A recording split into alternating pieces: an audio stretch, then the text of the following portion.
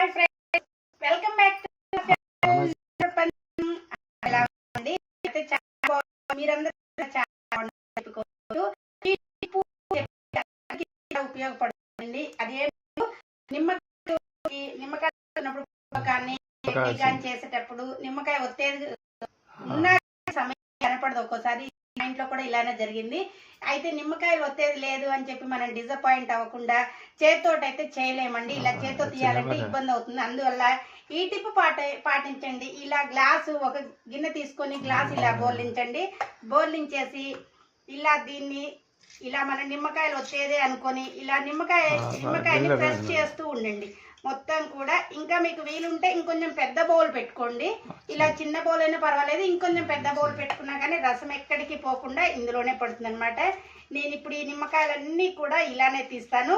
చూసారా?